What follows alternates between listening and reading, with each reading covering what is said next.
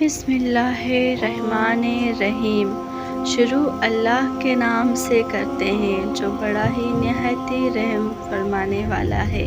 السلام علیکم۔ تو ناظرین، آج ہم آپ کے لیے لائے ہیں مولا علی کی شہادت کا واقعہ۔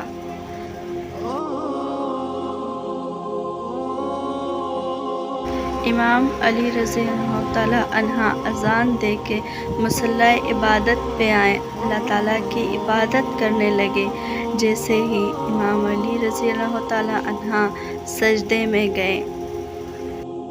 ویسے ہی عبد الرحمن ابن ملجم بھاگتے بھاگتے آئے اور آپ کے سر پہ تلوار مارا۔ سارے لوگ یہاں وہاں بھاگنے لگے۔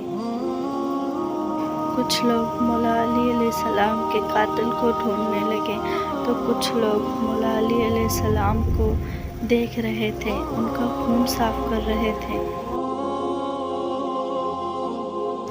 اتنی ہی دیر میں مولا علی علیہ السلام نے فرمایا کہ اے حسن، یہ فجر کے نماز کا وقت ہے، سب سے پہلے تم نماز پوری کرواؤ۔ امام حسن علیہ السلام نے نماز پڑھی اور باقی سارے مسلمانوں نے نماز پوری کی۔ اور جیسے ہی نماز ختم ہو گئی تو تب تک مولا علی علیہ السلام کے قاتل کو پکڑ کے لایا گیا مولا علی کے سامنے۔ تو کچھ چاہنے والے مولا علی علیہ السلام کے لیے شہد کا پانی لا رہے تھے۔ مولا علی علیہ السلام نے اپنے قاتل کے چہرے پہ خوف دیکھا تو مولا علی علیہ السلام نے فرمایا کہ یہ پانی میرے قاتل کو دو، اس پانی کی ضرورت مجھ سے زیادہ میرے قاتل کو ہے، یہ پانی اسے پلا دو۔ اور مولا علی علیہ السلام نے کہا کہ دیکھو، اس نے مجھ پہ ایک ہی وار کیا ہے تو اس پہ بھی ایک ہی وار کرنا، اگر یہ اس ایک وار سے بچ جائے تو اسے آزاد کر دینا، اور اگر یہ اس وار سے مر جائے تو اس کے جسم کے اوزار مت کاٹنا، کیونکہ میں نے اپنے اللہ کے پیارے رسول سے سنا ہے کہ سب سے بدترین انسان وہ ہے جو کسی مرے ہوئے شخص کے جسم کے اوزار کاٹے۔ جب آپ نے یہ فرمایا تو آپ کے چاہنے والے یہ سن کے رونے لگے۔ مولا نے اپنے بیٹوں سے فرمایا کہ اے حسین، حسن، عباس، مجھے گھر لے کے چلو۔ مولا علی علیہ السلام نے فرمایا کہ میرے سب چاہنے والے واپسی لوٹ جائیں۔ پھر مولا علی علیہ السلام نے فرمایا کہ کیونکہ میری خبر مجھ سے پہلے میرے گھر پہ پہنچ گئی ہے اور میری بیٹیاں زاروں زار رو رہی ہیں، میں نہیں چاہتا کہ میرے بیٹیوں کی آواز میرے چاہنے والوں کے کان میں پڑے۔ بس سارے چاہنے والے وہیں سے لوٹ گئے اور امام گھر پہنچے۔ ساری بیویاں زور زور سے رو رہی تھیں اور امام علی رضی اللہ تعالیٰ عنہ انہیں دلاسا دے رہے تھے کہ رسول اللہ صلی اللہ علیہ وآلہ وسلم، اللہ کے نبی نے مجھے یہ بات پہلے ہی بتا دی تھی کہ اے علی، میری امت میں سے کوئی تم پہ وار کرے گا اور تمہاری داڑھی خون سے سرخ ہو جائے گی، یہ وقت صبر کا ہے، اس وقت پہ صبر کرو۔ امام علی رضی اللہ تعالیٰ عنہ کو بستر پہ لٹا دیا۔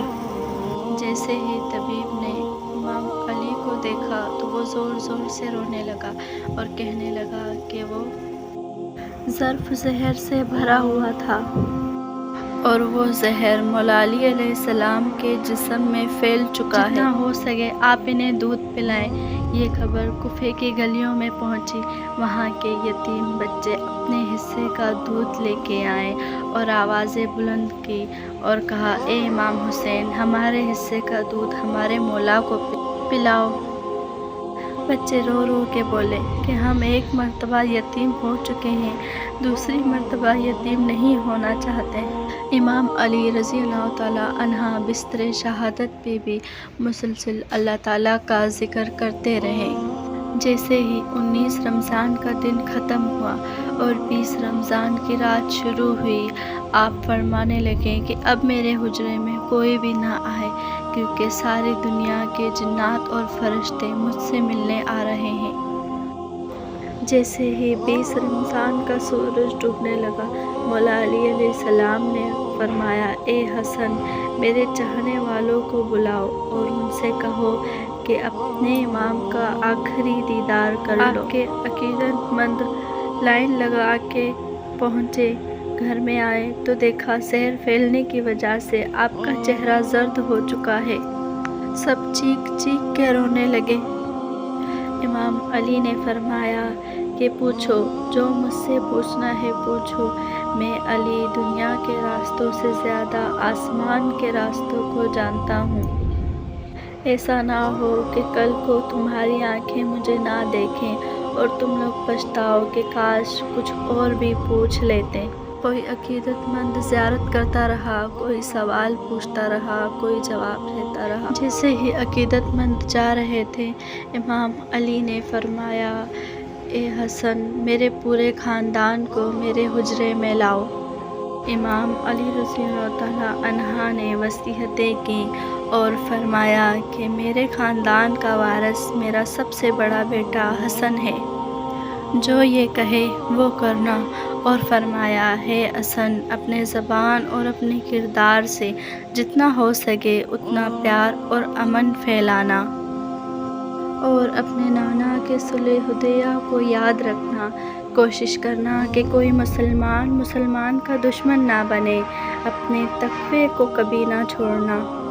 اور فرمایا کہ یہ دنیا تمہارے قریب آئے گی لیکن تم اس دنیا سے دل مت لگانا، دنیاوی کوئی بھی چیز نہ ملنے کی وجہ سے کبھی مایوس مت ہونا،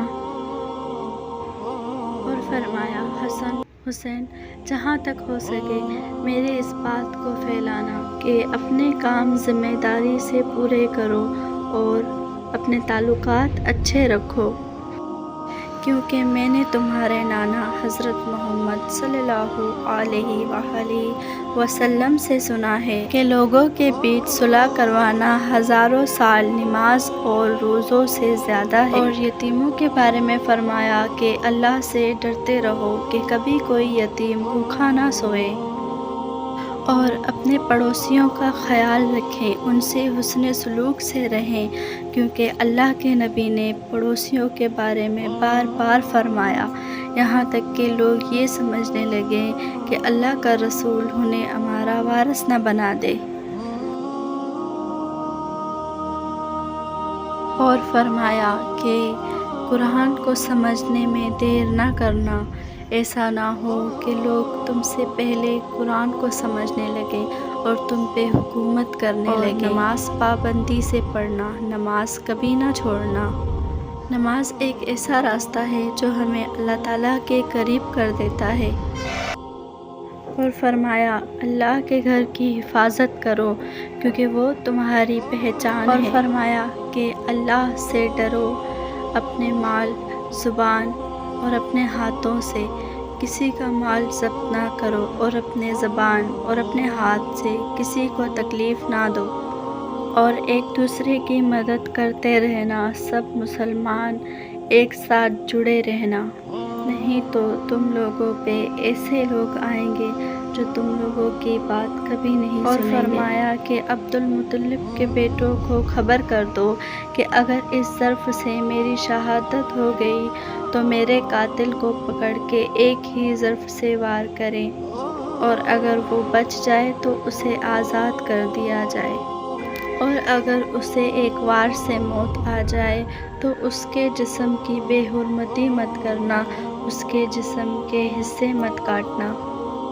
میں نے تمہارے نانا حضرت محمد صلی اللہ علیہ وآلہ وسلم سے سنا کہ سب سے بدترین عمل یہ ہے کہ کسی کے جسم کے حصے کاٹے جائیں، چاہے وہ کوئی پاگل، اور فرمایا کہ ہے حسن، میرے جنازے میں کسی کو شریک نہ کرنا، پیچھے سے حسن اور حسین تم لوگ اٹھانا اور آگے سے جبرائیل اور میکائیل علیہ السلام اٹھائیں گے، اور فرمایا کہ میرے جنازے کو ایک اٹھنی پہ رکھ دینا،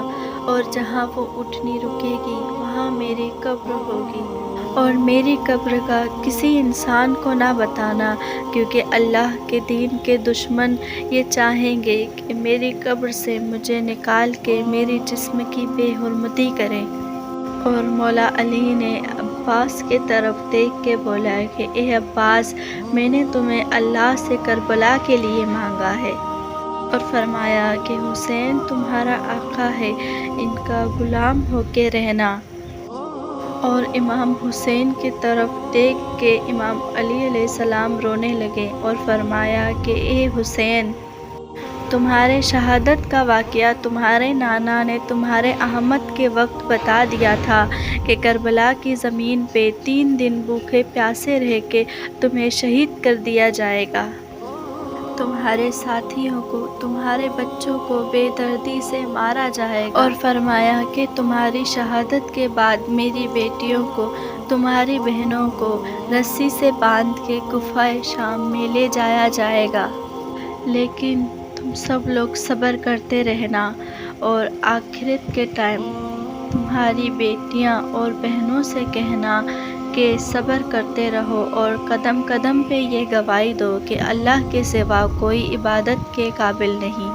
اور ان کے نانا حضرت محمد صلی اللہ علیہ وآلہ وسلم اللہ کے رسول ہے۔ بس اتنی ہی دیر میں مولا علی علیہ السلام نے فرمایا سلام یا رسول اللہ۔ سارے خاندان والے چیخ چیخ کے رونے لگے اور کہا کہ اے مولا علی، کیا ہمارے بیچ میں محمد صلی اللہ علیہ وآلہ وسلم موجود ہیں؟ اور مولا علی علیہ السلام نے فرمایا کہ ہاں، فرمایا کہ تمہارے نانا محمد صلی اللہ علیہ وآلہ وسلم اور تمہاری ماں فاطمہ زہرا مجھے لینے آئے ہیں۔ سب لوگ چیخ چیخ کے روتے رہے، اور امام علی علیہ السلام نے اپنی آنکھیں بند کر لی، اور ان کے وصیت کے مطابق ان کے جنازے میں